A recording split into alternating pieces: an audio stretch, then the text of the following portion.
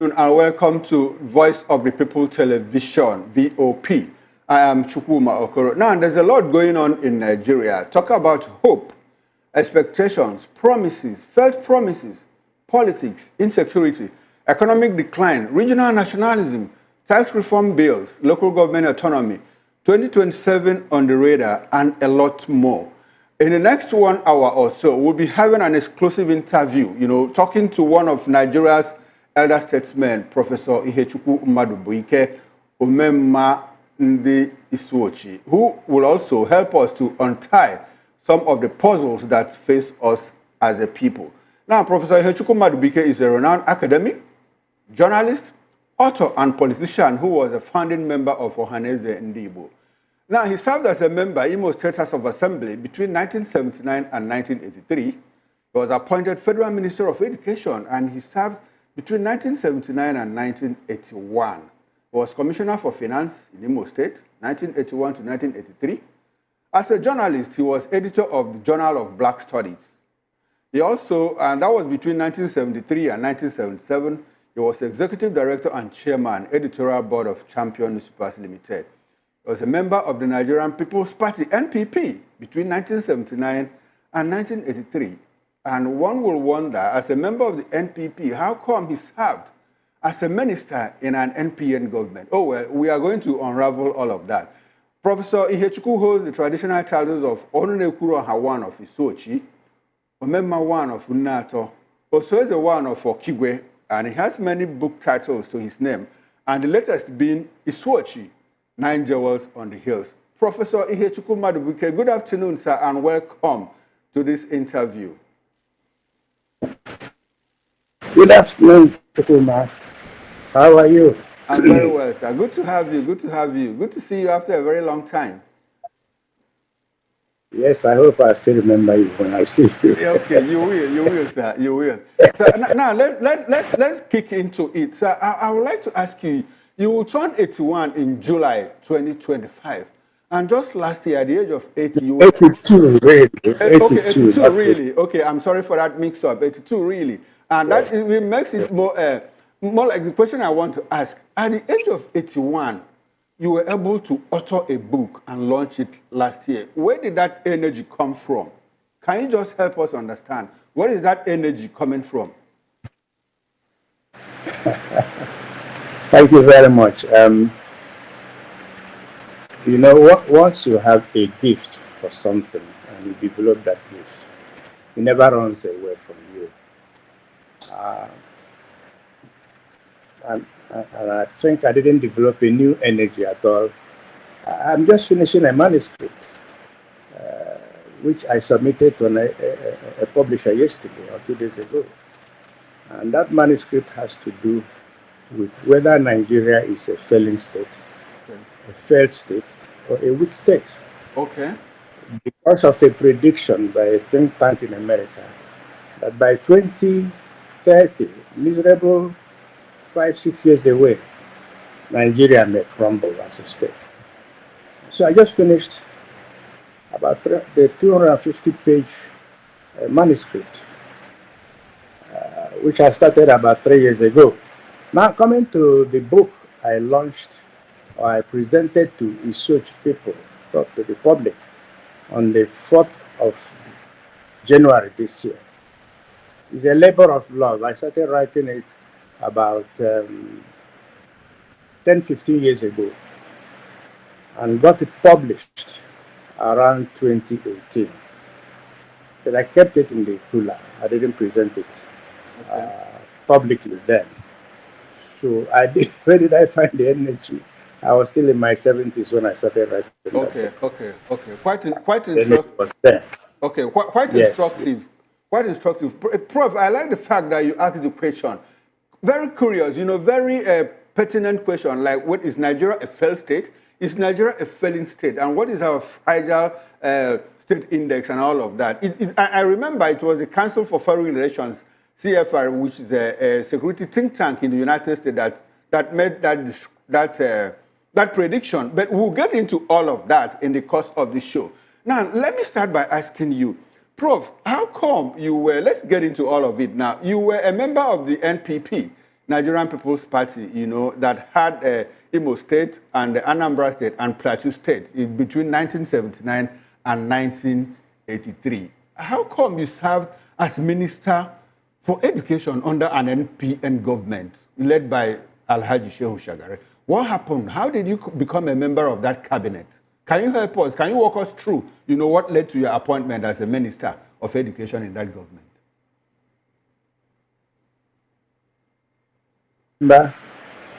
I contested election into the Imo House of Assembly when I came back into this country.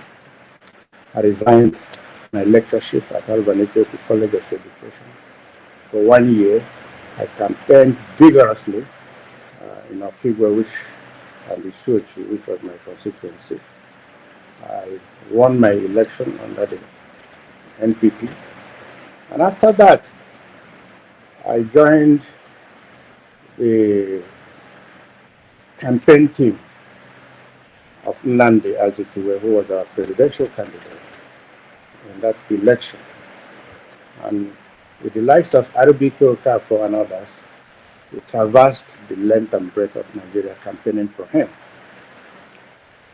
He didn't win that election, but NPN did also not win outrightly that election. It was more or less a minority government, and the NPN needed a partnership with another party to be able to form a robust government. And so we entered into accord with NPN, a number of agreements, what to do and what not to do. We gave them the ladder and they climbed over and formed a government. Took people from NPP, took people from NPN. Shagari remained the president. And so that's what happened. It was through that accord that I was nominated and then confirmed as a Minister of Education. Okay. In 1979. That's what happened. Okay, thank you very much, Prof. Because a lot of people, if not for this background information that you have given, a lot of people have been asking, does it look like what Nnamdi is doing with the PDP and APC? Is it strange? Because they also said that, look, Professor Madubuike was a member of the MPP and he served in an NPN government. So I think I'm happy that you have cleared it out, and it doesn't look like as if it's something strange. Do you have anything to say about that? Does it look like what Wike is doing now is what happened to you as a member of the MPP serving in NPN? No, we are two different breeds, two different categories of people, and the situation is completely different from what Wike and Co are doing. We did not undermine our party in any way. Zik was what was known as a beautiful bride, being wooed both by the NPN and the UPN.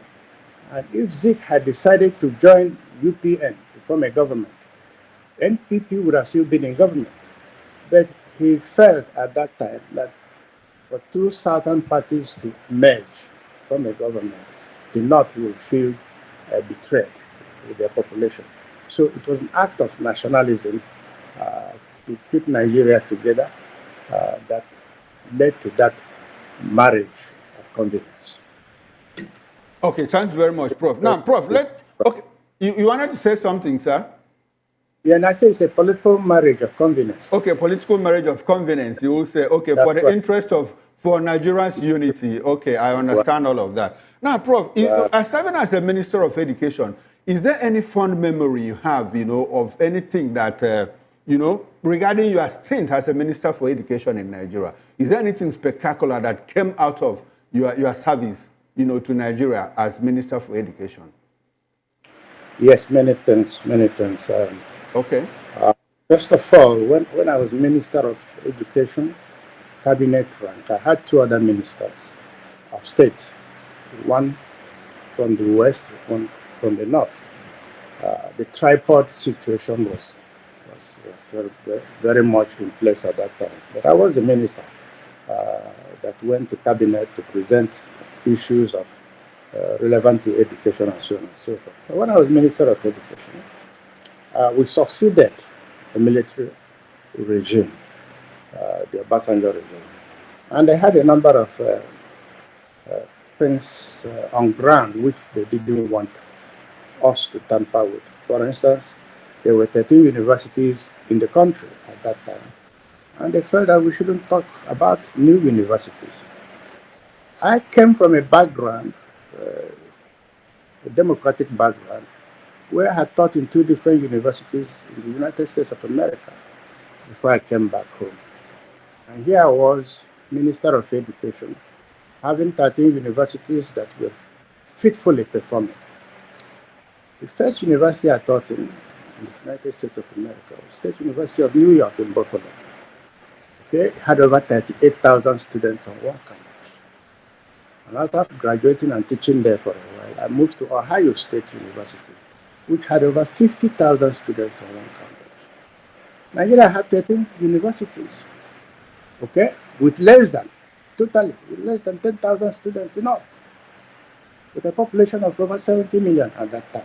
I felt this was not good enough. And none of those universities was science-based. So I went to council, convinced the council that we needed a change. We needed a university that would operate under a presidential system of government, which was what was operating then in Nigeria. We had a presidency for the first time of that nature. And I said I needed more universities in Nigeria, and that these universities will be set up in states that had none. We had 19 state structure at that time. And that these universities will be universities of science and technology.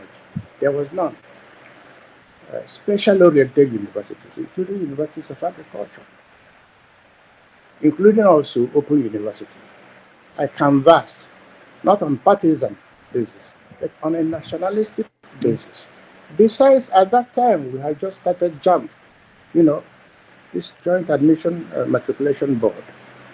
And many candidates who applied were not admitted because of the obnoxious carrying capacity of these universities. I changed all that. Council accepted my proposition, and we decided to set up specialist universities of science and technology in the states that had none. And one of them was Imo State. Another was Gongola State, Benue State, Bauchi State, Niger, and so on and so forth. That's the origin of these universities of science and technology. Spectacular. And we appointed. We didn't have much money to start 7 of them at the same time. We graduated them, started 3 in 1980, beginning with Imo, University of Science and Technology, which we now call FUTO. Started another one in Bauchi, started another one in Gongola, and started another one in Makodi, which was agriculture based. So that's one. Okay. There was nothing like that before that. But we went ahead to do another thing. I made sure that the private sector, remember that the military had banned the participation of private sector in education, especially the religious bodies. And I said that was wrong. The university I went to was a public university. And I made sure that the private sector came into education, and that's how private universities started. Okay. There was no private university before I became Minister of Education. All right? Now check it out. Good. And I went ahead to start the Open University of Nigeria. I set up the committee with Adela Fibo and Professor Joe and another person from the north as members. We were always inclusive. Didn't leave any part of this country in that private. Check your records. So we started the Open University. Some of the materials with which they started here in Abuja are still present in my library in Isuch, if you go there. If these steps are not spectacular in education, tell me what is. Okay, But well, this thing Prof, quite spectacular. I think that's a lot. That's a lot. You did quite well in my own personal assessment. And I know that a lot of Nigerians will agree with me that you did well. Now, but there's something that has run through your discourse, and it is the issue of Nigeria's unity and inclusivity. Look at how you said you had two ministers of state, one from the yes. West and one from the North. You also talked about the committee, you know, you had Adela Fibo, Professor Adela Fibo, you had one Professor Professor Ojo, Joe, and another one from the North. Talk about inclusivity. Prof, how much of that inclusivity have we retained in our national life, in our politics, and how much of that have we lost in trying to build a nation called Nigeria? a nation, our founding fathers did not make a mistake by building Nigeria on a tripod based on population. The Igbos, the Yorubas, and the North, they constitute 75%, if not more, of the population of this country. We also made sure, following the Williams Commission, that the minorities were included. That was why setting up the universities of science and technology, we did not forget the minorities. And we went to Makurdi to set up the University of Agriculture. Okay? And the first chancellor came from Anambra, again, to emphasize that unity. All right? So a federation that is not balanced cannot work. And that is why we have continuously been crumbling down to failure. When I was minister, I could travel from Port Harcourt to Lagos with less than 100 naira. The naira was stronger in 1980 than the dollar. That's a fact. It has a lot to do with inclusivity. This idea of one size fits all cannot work. It doesn't work. When we became independent in 1960, I remember that at the age of 18, I went through a leadership training course. By that time, we used to go to Cameroon for what we call man of war day course. For my own man of war day, I did it in Jos, because by that time, Cameroon had exited from Nigeria, so we had to do it in Nigeria. By the age of 18, I went to man of war day course, and I met Nigerians from all parts of the country, from the north, from the west, and from the military. We all came together to discuss Nigeria. I represented my group in a number of incidents, and competitions that took place in the school called Gindiri Secondary School. That's where we were lodged. Those things have disappeared. And one would wonder why the military intervened when they did. They had a reason to do. Things were lost then. Because a philosophy that I must take everything and that there are people we should exclude from governance. Okay, all right. Thank you, Prof. Before we get into the state of the nation, because we have quite a lot to talk about the state of the nation, something happened in your career. I'd like to ask you, why were you able to descend? I understand that after serving as minister, you went back to Imo State to serve as commissioner. What informed that decision? Now, I remember that before I went to Lagos, I was a commissioner in Mbakwe's government. Okay. And remember that I won election to represent Nochi in the then Imo House of Assembly. We were the first set. So I had an address. It's very important. I had an address. I could go back as a member of the House. I could go back as a commissioner. Or I could go back to school, which is my first love, education, to teach. And which I did even after my second tenure as Minister of Health. So I had it's important when you go into politics to not take politics as a career. I didn't take politics as a career because I had a career already. Okay. Mapped out for me. Okay, Prof, I like the fact that you talked about having an address, more like a fallback, something that you can always fall back on. You mentioned serving as Minister of Health, which I recall you serving as a Minister of Health under the Abacha regime. Prof, as a Democrat, why did you accept to serve in a military regime? Very interesting.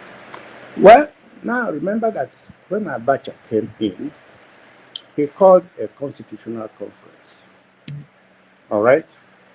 Good. To reset Nigeria. I was a member of that constitutional conference. Okay? People like the former vice president of Nigeria, people like Ojukwu, people like many governors, they were members of that conference. And the objective was to reset Nigeria, to form a constitution that will be inclusive, that will address the various weak points of Nigeria. We did that, and I was a member. At the end of it all, we drafted a constitution, which we handed over to Abacha. And some of us members of that constitutional conference were appointed ministers. We said that should be appointed ministers, if possible, to have what's it called, diarchy, to humanize the military. And I was one of those who appointed. Okay, Prof. It was a patriotic duty. Patriotism. I get all of that. Prof, is there anything you can remember that you did as a Minister of Health that impacted the life of the average Nigerian? Anything in particular? Yes. Okay. I made it possible to implement the National Health Insurance Policy, which has become an act of parliament today. For the first time, it was publicly presented, and Abacha, of all people, came and inaugurated it. Okay, that's number one, because it's still, that's the nearest thing that the people will get. Then I made it possible to set up this, help to set up this Abuja National Hospital, working closely with Mrs. Mariam Abacha, whose pet project it was. Okay, we did that. I also transformed some regional hospitals into federal institutions, like Owerri.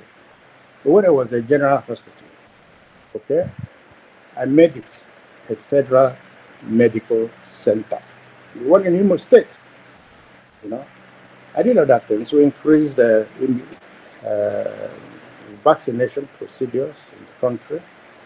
We increased the health statistics improved. I can't remember all of them. Okay. These are some of the steps. Prof, that's quite awesome. That's quite awesome. I must admit. Now, Prof, let's get into the state of the nation. How do you assess the current administration in terms of delivery of promises made to the people?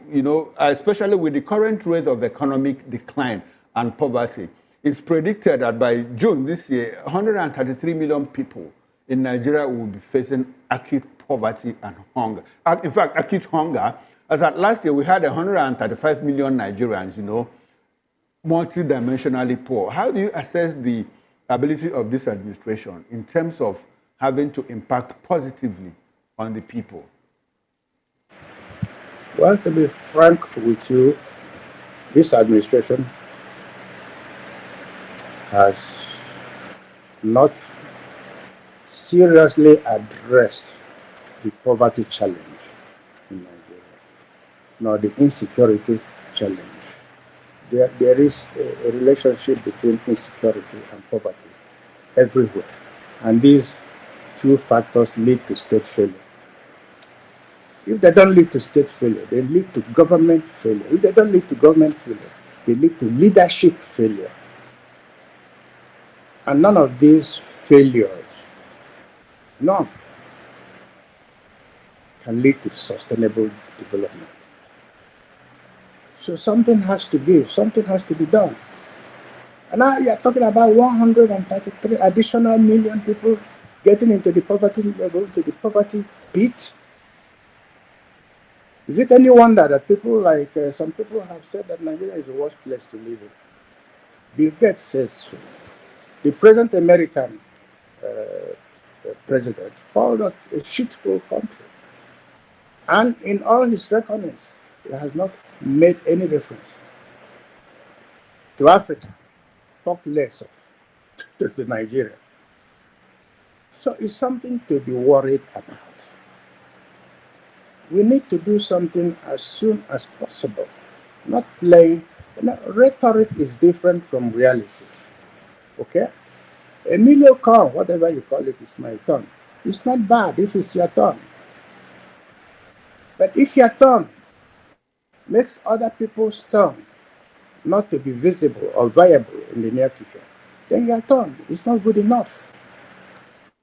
I don't condemn self-love. I don't condemn self-love or self-interest. Because self-love is better than self-negligence. And when you are loving yourself, you neglect part of yourself, which is part of the unity of Nigeria, then you are not moving forward. You cannot move forward when you are neutral. No vehicle moves forward when it is neutral. Okay. You must drive, and when you drive, you must drive the whole vehicle. You don't drive a part of it. Okay. Prof, let's get into, let's localize this discussion. Now, Prof, what do you think is responsible for the spate of insecurity in the Southeast? And do you think that this government or previous governments have done enough to arrest the gradual descent of the Southeast into a place that is more like enveloped by insecurity of all forms, kidnapping, farmer-header clash, unknown gunmen, and all of that? What do you think is responsible? And do you think this government and previous ones have done enough to arrest it? Well, what is responsible is failure of leadership, and I've said that. Okay. And if you can't say that Nigeria has failed as a state, you cannot say that governments have succeeded either. Because if one part of your body is sick, it affects the other parts effectively. If you are blind, you cannot see totally well with the other one eye. And an eye for an eye makes the whole world blind. That's part of the problem. We fought a war which they called civil, or which some of us call uncivil. A war that was fought because of what was happening in a part of this country, the Operation Wait here, and because of the decision of a certain part of this country to control all the dividends of democracy. A certain group of people got up and fought against it. The civil war ended, and we said, no victor, no vanquished. And we have made exclusion a part of governance. Since then, since the end of that war, all the agreements in Aburi and the rest of them, and even leaving Aburi alone, all the agreements that came up, all the statements that came up by the leadership of this country, military leadership of this country, to rehabilitate the Southeast, none have been applied. We have a 5-state structure when others have 6, 7. And conscience should let us know, apart from politics, should let us know that when you deny people their right, they have to fight. As human beings, human right is foundational, it's also constitutive, as well as causative. Southeast has been pushed to a corner where they have to look for all means that are humanly possible and rightful to defend their rights. That brings us to the issue of Nnamdi Kanu. Good, good. I was coming to that, Prof. I like the fact that you met me on the road. Every right-thinking person should know that he should not be where he is now, and that he's a symbol representing a people, no matter how small, tiny. He's a conscientious objector. He has no reason to be in prison. Because his being in prison has not been, they have not proved that that he's a terrorist. Those who are terrorizing the country are all over the place. The Sahel region, the northern region, and so on and so forth. But this young man, who is a symbol of injustice, a symbol of a people fighting for their rights, should be liberated. Okay, all right. Thank you very much. The elders can guarantee that when he comes out, we will speak to him. Part of the insurrection, part of the problems in the southeast will be resolved. Okay, thank you very much, Prof. I like the fact that you also touched on an area I was coming to. As an elder statesman, Prof, what have you people, I mean, the Igbo leadership, the elders of Igbo land, what have you done to secure the release of Nnamdi Kanu? Is there anything that you know that you have done that we don't know, like approaching the presidency or reaching out to, the powers that be to ensure the release of Nnamdi Kanu? And has it been accepted? Has it been rebuffed or any of such things? I'd like to know, because you also said something like, if he comes out, we, the elders of the Southeast, will talk to him. Is there anything that you want to let us into? Yes. Through direct and indirect means, we have also been talking to those leviatans in power. I'm a member of the Patriotic Southern Nigeria Middle Belt Congress, who have issued, of which Ife Clark is my leader, Aya Debanjo is my leader. These people have spoken as elders on their own right.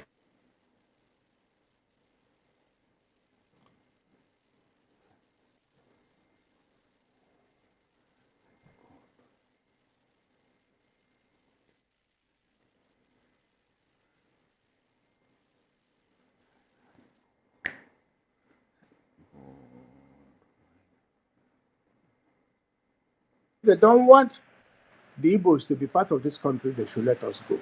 They should let the Igbos go. Is that far? Is that good? Is that deep? Is that fundamental? I'm part of this patriotic group of Nigerians who are not only elders and who are not Igbos. So Nnamdi Kanu's case is beyond ethnic identity, beyond being Igbo. It's an issue of fundamental right of existence and justice and inclusion. Whether this government will, and I hope that it could, representations have been made to, as far as I know, to the leadership of this government on this matter, on the release of Nnamdi Kanu. I know that has been done. And I don't want to talk about other issues now. But all right, then. Thanks very much, Prof. Okay. Okay, Prof. Let's skate around Ohaneze Ndigbo and what is going on in Ohaneze. I understand that you're a founding member of Ohaneze Ndigbo. Now, in trying to resolve the crisis of Igbo identity, the Ohaneze, in their wisdom, decided to take the leadership of Ohaneze to River State, where we have a chunk of the Igbo population, so to say. And this is not the first time. We also had it in Delta State, where we have Igbo-speaking people. And a certain Ralph, which I'm sure you know Ralph very closely. Ralph was a former president of Ohaneze, President General of Ohaneze Ndigbo. And there was no fuss about his being the headship or the leader of Ohaneze. But all of a sudden, we are getting some kind of backlash, from the Ikwere people saying, oh, we are not Igbo, we are Igbo, and all of that. How much of that do you think that can happen, in resolving the crisis of Igbo identity? One, and does it look like the Azota Mbata presidency is going to add to or diminish to that struggle, to identify who is Igbo and who is not? Thank you very much for that question. If you have followed the history of identity problems and marginalization, you will know that what is happening in the River State or even among Igbos is nothing new.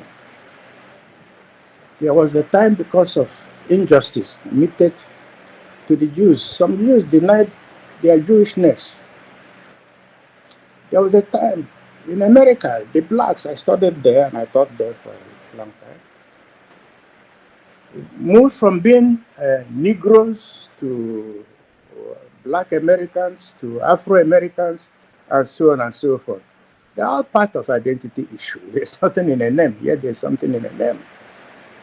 So I'm not surprised of what is happening among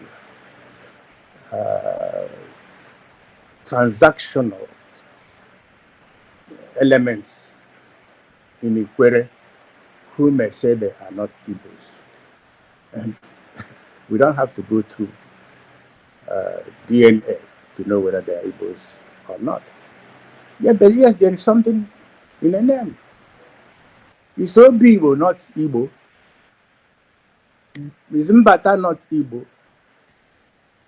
Azota, is it not Igbo? Is Wike not Igbo?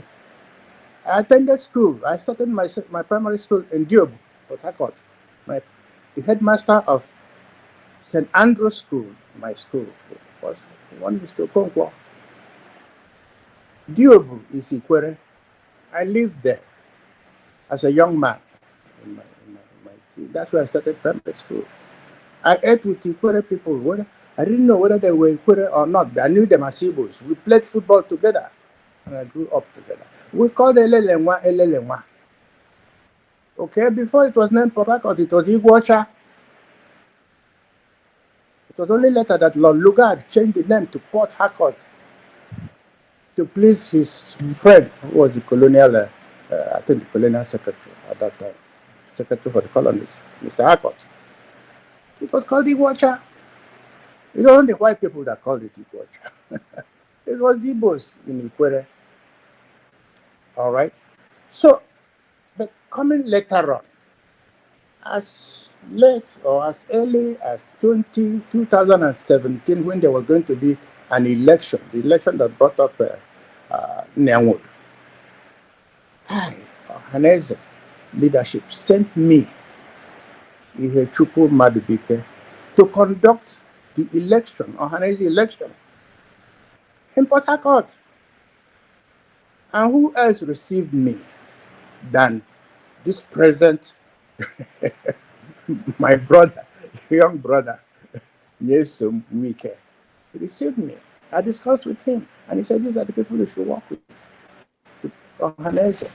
He did not only receive me, he put me in Hotel Presidential with my colleagues and received us very well. Go and ask him. Maybe he has forgotten. I was the person then. I worked with them, and we set up the Haneze leadership in 2017 that took part in the election of in Enugu of Wood and Okoko, the secretary, and others. Isaac Nwao also took part in the election and became deputy as an Eagle. I worked, when I was minister, I worked very closely with Victor Igwe Masi from Ikwere.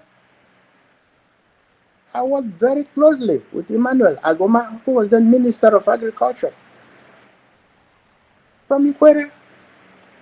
Woluchem was a member of Ohaneze from Ikwere.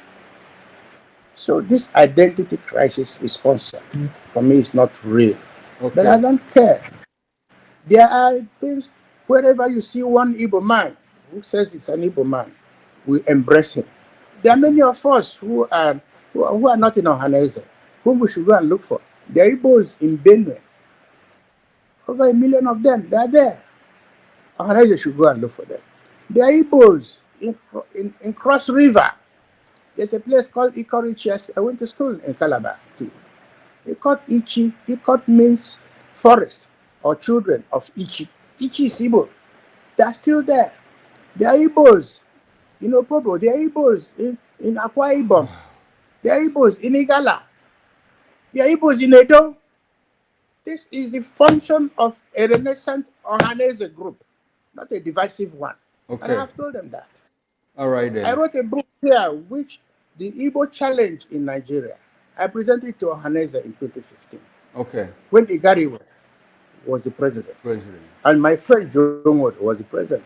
It was made a compulsory read for all Igbos, all Ohanese people. I presented, I with others wrote the paper. Okay. The Igbo position during the 2014 Jonathan Constitutional Conference. I was there to defend it. All right, and Prof. I must admit, including more states for us. Nigeria must give us additional states. We believed in that constitution. We agreed that the Igbos must have a state, a justification state, the sixth state that will make us part of this country. All right. Why can't Nigeria? Okay, Prof, unfortunately, we are running out of time. I wish we had more time to talk about more and more of what you have, you know. And your take is quite incisive. And I marvel at the kind of astonishing clarity that you have to remember things that happened over 40 years ago. That's quite awesome. Now, Prof, as we coast home, I would like for you to, briefly tell us, I'm not trying to preempt the book that you are writing or the manuscript that is submitted to a publisher. Prof, will you say that Nigeria is a failed state, or is it a failing state, or what? That's the question I asked. Nigeria has all the indices, because I've studied this, all the indices of a failing state. Okay. It can no longer control its borders. Some other non-state actors are taxing citizens of this country, and they're paying in order to get to farmland, in order to do certain things. That's one of the indices of a failed state, when you can no longer control every part of your state. Terrorism is another indices. All right? When you have terrorists, you cannot control. So there are the other factors. So I asked questions. I said Nigeria should tell me eventually. And the United States think tank came up and said, unless certain remedial features are put in place, Nigeria may fail. All right, and thanks very much. Thank you very much, Professor. 2030, that miserable 5 years from now. Thank you very much. This is how far we can go on this exclusive. Prof, thank you very much. I can't wait to have you again on this program. And I hope you just do well to oblige me anytime I knock on your door. Now, we've been speaking with Professor. Thank you, sir. Thank you, sir. The pleasure is mine. I appreciate you, sir. Now, we've been speaking with Professor Madubuike. He's an academic, journalist, author, and politician who was a founding member of Ohanese Ndibo. He served as a member in Imo State House of Assembly. He was appointed Federal Minister of Education. He's also served as Minister for Health. And a lot more. He was executive director. He's one of us. As a journalist, he was executive director and chairman, editorial board of Champion Newspapers Limited. He was a member of NPP between 1979 and 1983. He holds the traditional titles of Onunekuro Hawan of Isuochi, Omemma One of Unato, and also is the one of Okigwe. Prof, thank you so very much. I appreciate you. And that's a wrap for this show. Do well to join us by 2 o'clock as we bring African news to you. I am Chukwuma Okoro, and bye for now.